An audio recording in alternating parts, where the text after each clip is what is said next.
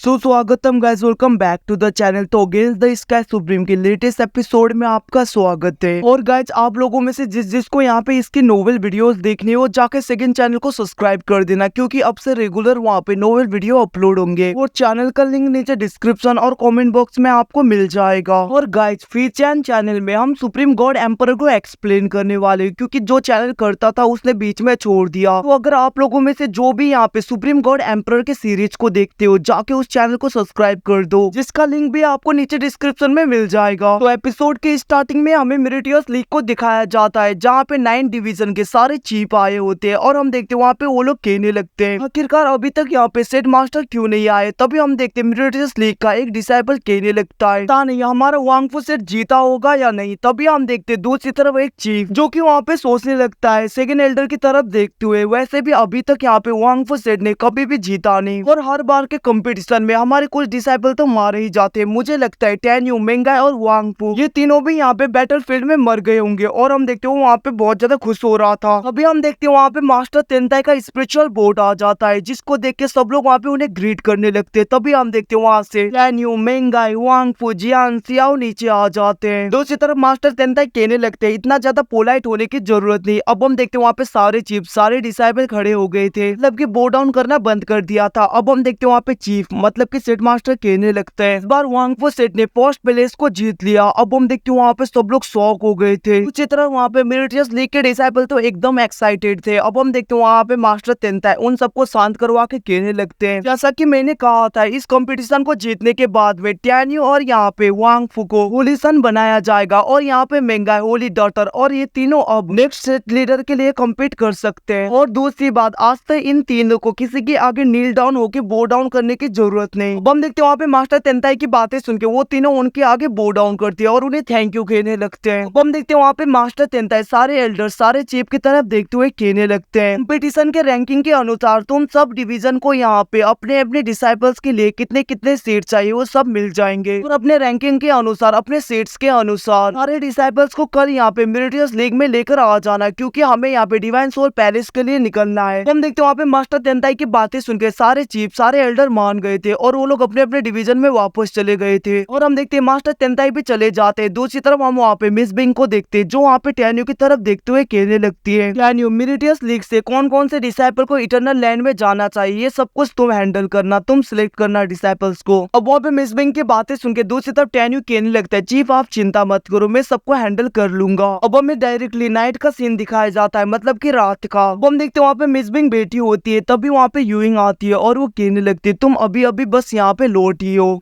और अभी रात का टाइम है, और यहाँ पे कोई भी कोइंसिडेंट नहीं हो सकता कि तुम्हारे मास्टर अभी की अभी यहाँ पे आ जाए तुमसे मिलने के लिए। अब हम देखते हैं वहाँ पे यूइंग की बातें सुन के दूसरी तरफ वहाँ पे मिस बिंग कहने लगती है, मुझे पता है मास्टर नहीं आएंगे, फिर भी मुझे यहाँ पे बस थोड़ा सा वेट करने का मन हो रहा है। अब हम देखते हैं वहाँ पे यूइंग कहने लगती है, पता नहीं ये सब कुछ कब खत्म होगा, मैं अपने मास्टर को सब कुछ बता देना चाहिए। अब हम देखते हैं वहाँ पे यूइंग की बातें सुन के दूसरी तरफ मिस बिंग को अपने मास्टर की याद आती है, जहाँ पे उसने मतलब की टेन्यू ने उसे कहा था कि तुम्हारी डांसिंग स्टाइल और तुम्हारी हर चीज यहाँ पे मेरे वाइफ से बहुत ज्यादा सिमिलर होता है, आखिरकार तुम मुझसे क्यों प्यार करती हो। अब यहाँ से सीन शिफ्ट होके हमें नेक्स्ट डे का टाइम दिखाया जाता है, जहाँ पे मास्टर तेंताई मिरेटियस लीग में आ चुके थे। अब हम देखते हैं सारे चीफ, सारे डिसाइपल मास्टर तेंताई के आगे बो डाउन करने लगते हैं। अब हम देखते हैं वहाँ पे मास्टर तेंताई कहने लगते हैं, मिरेटियस लीग के चीफ और एल्डर यहाँ पे सारे डिसाइपल्स को गाइड करेंगे, और दूसरे डिवीजन के चीफ और एल्डर्स को आने की जरूरत नहीं। अब हम देखते हैं वहाँ पे ये सब के बारे में सुन के डिवाइन सोल लीग के मास्टर को गुस्सा आने लगता है, मतलब की चीफ को, और वो आगे आते हुए कहने लगते हैं, मास्टर बट हर बार के इटर्नल लैंड के बैटल फील्ड में जाते वक्त हम सारे चीफ एक साथ में जाते थे ना। उसकी बातें सुन के एकदम से मास्टर तेंताई को आ जाता है गुस्सा, और वो अपने अटैक करके डिवाइन सोल लीग के उस चीफ को एकदम से दूर फेंक देते हैं। और हम देखते हैं वहाँ पे घायल हो चुका था, और वहाँ पे मास्टर तेंताई कहने लगते हैं, आखिरकार तुम्हारी हिम्मत कैसे हुई तुम यहाँ पे सेट लीडर के आगे ऐसे बोलो, और तुम्हें लगता है यहाँ पे मुझे क्या करना चाहिए क्या नहीं करना चाहिए, तुमसे गाइडेंस लेनी चाहिए। अब वहाँ पे मास्टर तेंताई को गुस्से में देख के डिवाइन सोल लीग के उस मास्टर की हालत टाइट हो गई थी और वो चीप वहाँ पे एकदम से नील डाउन हो गया था और वो कहने लगता है माफ कर दीजिए सेट लीडर, मेरा ऐसा मतलब नहीं था। दूसरी तरफ हम टैन्यू को देखते जो वहाँ पे बहुत ज्यादा खुश हो रहा था और वो कहने लगता है सेट लीडर ने यहाँ पे ठीक ही कहा, इस ओल्ड मैन के साथ में यही होना था। दूसरी तरफ हम मास्टर तेंताई को देखते जो वहाँ पे कहने लगते सारे डिसाइपल स्पिरिट बोर्ड में आ जाओ क्योंकि अब हमें निकलना है। अब हम देखते सारे डिसाइपल वहाँ पे चढ़ गए थे और वो लोग वहाँ पे स्पिरिचुअल बोट में बैठ के चले जाते। दूसरी तरफ हम डिवाइन सोल लीग के उस चीफ को देखते जो वहाँ पे बहुत ज्यादा गुस्सा हो रहा था और वो कहने लगता है मास्टर तेंताई तुम्हारा इतना ज्यादा एरोगेंस ज्यादा टाइम तक नहीं रहने वाला क्योंकि हुआंगफो सेट पूरी तरीके से बहुत ही जल्दी डिस्ट्रॉय हो जाएगा क्योंकि मेरे पीछे के जो पावर फोर्सेस है बहुत ही जल्द पूरे हुआंगफो सेट को डिस्ट्रॉय कर देंगे। अब ऐसे सीन शिफ्ट होके दूसरी तरफ हम मास्टर तेंताई को देखते हैं जो वहाँ पे स्पिरिचुअल बोट में पूरी तरीके से बैरियर लगा देते हैं और वो सारे लीग के डिसाइपल की तरफ देखते हुए कहने लगते हैं तुम लोगों को पता है इटर्नल इमोर्टल सेट और यहाँ पे डिवाइन सोल पैलेस के साथ में हमारा हुआंगफो सेट का रिलेशन अच्छा नहीं है और मुझे जहाँ तक लग रहा है इटर्नल लैंड में वो दोनों यूनाइट जरूर होंगे। दोनों सेट के डिसाइपल मिलके हमारी हुआंगफो सेट के डिसाइपल को मारने की कोशिश करेंगे। तुम लोगों को यहाँ पे केयरफुल होना होगा और मेरे विचार में तुम लोगों को यहाँ पे टैन्यू को फॉलो करना चाहिए क्योंकि इटर्नल लैंड में अगर तुम लोग यहाँ पे टैन्यू के साथ में रहते हो उसको फॉलो करते हो तो यहाँ पे सर्वाइवल के ज्यादा चांसेस होंगे। वैसे भी मैं तुम लोगों को फोर्स नहीं करना चाहता, जो भी यहाँ पे टैन्यू को फॉलो करना चाहते बस यहाँ पे मिलिटियस लीग के डिसाइपल के पास आ जाए और अगर यहाँ पे कोई नहीं चाहता तो वो खुद से अपने टीम को अरेंज कर सकते हैं। अब उनकी बातें सुन के हम देखते हैं एक लीग के डिसाइपल मास्टर तेंताई के आगे बोट डाउन करते हुए कहने लगते हैं सेट लीडर हम यहाँ पे टैन्यू को फॉलो करना चाहते हैं इटर्नल लैंड में। हम देखते वो लोग आगे आने लगते तभी हम देखते वहाँ पे एक लेडी थी जो वहाँ पे बंदे के हाथ को पकड़ती है जिसको देख के एक लड़की को गुस्सा आता है और वो कहने लगती सिस्टर आखिरकार तुम वहाँ पे क्यों चलेगी। उसी तरफ हम देखते वहाँ पे गोंगसोन भी आ गई थी जिसको देख के सेट का एक बंदा उसे रोकने की कोशिश करता है बट हम देखते वो वहाँ पे टैन्यू के पास में चली गई थी। उसको देख के वहाँ पे दूसरी तरफ डिवाइन सोल लीग का वो बंदा कहने लगता है आखिरकार तुम ऐसा कैसे कर सकती हो। उसको सुन के वहाँ पे गोंगसोन कहने लगती है तुम्हें यहाँ पे कुछ भी बोलने की हिम्मत नहीं करनी चाहिए, मैं तुम्हें अपने साथ में आने के लिए नहीं बोल रही, मैं तो बस यहाँ पे टैन्यू को फॉलो करना चाहती हूँ। हम देखते उसकी बातें सुन के वो बंदा वहाँ पे गुस्सा होने लगता है। तभी हम देखते वहाँ पे दूसरा बंदा उसके हाथ को मारते हुए आगे आता है। हम देखते दूसरी तरफ वहाँ पे 20 सोल डिवीजन की वो लेडी भी कहने लगती है हमें भी यहाँ पे टैन्यू को फॉलो करना चाहिए। अब हम देखते वहाँ पे 20 सोल डिवीजन की वो लेडी कहने लगती है तुम्हें यहाँ पे कोई एतराज तो नहीं है ना टैन्यू, बट हम देखते वहाँ पे टैन्यू कहने लगता है कोई भी एतराज नहीं, तुम लोग आ सकते हो। दूसरी तरफ हम वहाँ पे डिवाइन सोल लीग के उस बंदे को देखते हैं जिसने भी अपने टीम को बनाया था और वो कहने लगता है इतने लोगों से हम आराम से यहाँ पे इटर्नल लैंड के डिसाइपल्स और डिवाइन सोल पैलेस के डिसाइपल से फाइट कर पाएंगे, हम उनको आराम से हरा देंगे। अब हम देखते हैं इन सबकी बातें सुन के दूसरी तरफ वहाँ पे मास्टर तेंताई कहने लगते तो फिर ठीक है। हम देखते वहाँ पे मास्टर तेंताई इटर्नल लैंड के मैप को उन सबको दे देते हैं और वो कहने लगते तुम लोगों के पास में हाफ आवर है, तुम लोगों को यहाँ पे जो भी स्ट्रेटेजी बनानी है तुम लोग बना लो ताकि तुम लोग यहाँ पे इटर्नल इमोर्टल सेट के डिसाइपल और डिवाइन सोल पैलेस के डिसाइपल के साथ में निपट लो। देखते हैं उनकी बातें सुन के वहाँ पे टैन्यू अपने चारों ओर एक बैरियर को बनाता है और वो मैप को देखते हुए कहने लगता है मुझे जहाँ तक लग रहा है यहाँ पे इटर्नल इमोर्टल सेट के डिसाइपल और डिवाइन सोल पैलेस के डिसाइपल अलग अलग डिवाइड होंगे। उनमें से एक group directly tree of life को डिफेंड करेगा और दूसरे ग्रुप यहाँ पे डेमोन्स ऑपरेशन पेकोडा और एंशिएंट व्हील के हेरिटेज की तरफ जाएंगे। और मुझे जहाँ तक लग रहा है ये बैटल बहुत ही ज्यादा खतरनाक होने वाला है। अब वहाँ पे टैन्यू की बातें सुन के दूसरी तरफ एक डिसाइपल कहने लगता है वैसे ब्रदर टैन्यू आपने जो कुछ भी कहा यहाँ पे ठीक ही कहा, अब हम यहाँ पे साथ में काम कर रहे तो हम लोग वहाँ पे उनको बहुत ही आसानी से हरा देंगे और अपना बेच देंगे। जिसके रिप्लाई में वहाँ पे टैन्यू कहने लगता है सबसे पहले हम यहाँ पे ट्री ऑफ लाइफ के पास जाएंगे और वहाँ पे जितने भी डिसाइपल्स होंगे उन सबको हम मार देंगे। अब हम देखते बाहर से उनकी तरफ वहाँ पे मास्टर तेंताई मिसबिंग देख रहे थे, वो लोग वहाँ पे कुछ नहीं सुन पाते क्योंकि यहाँ पे टैन्यू ने तो बैरियर लगाया है ना। हम देखते वहाँ पे टैन्यू कहने लगता है मैंने जो कुछ भी कहा तुम सब बस मुझे फॉलो करना, और हम देखते वो लोग आगे की तरफ बढ़ने लगते हैं। अब ऐसे सीन शिफ्ट होके दूसरी तरफ हम जुगी मास्टर को देखते हैं जिसके पास में वहाँ पे यूकिन होती है और वो कहने लगते हैं मास्टर आखिरकार आप मुझे इटर्नल लैंड में क्यों नहीं जाने दे रही है। अब उसकी बातें सुन के दूसरी तरफ वहाँ पे जुगी मास्टर कहने लगती है तुम्हें पता है टैन्यू हमारा कितना बड़ा दुश्मन है और उसने हमारे कितने सारे डिसाइपल को मार दिया, और तुम्हें क्या लगता है तुम यहाँ पे इटर्नल लैंड के ट्रायल में टैन्यू के साथ में फ्लर्ट कर रही है, तुम्हें क्या लगा है मैं यहाँ पे अंधी हूँ, मैं कुछ नहीं देख सकती, तुमने यहाँ पे अपने टीचर को बहुत ही ज्यादा डिसअपॉइंट किया है। अब हम देखते हैं वहाँ पे उनकी बातें सुन के यूकिन कहने लगती है मास्टर पता नहीं फ्यूचर में जाके टैन्यू और मेरा रिलेशन कैसा होगा ये किसी को नहीं पता, प्लीज आप मुझे जाने दो इटर्नल लैंड के ट्रायल में। अब उसकी बातें सुन के वहाँ पे जुगी मास्टर कहने लगती है मैंने यहाँ पे अपना माइंड बना लिया है, तुम कहीं नहीं जाओगी।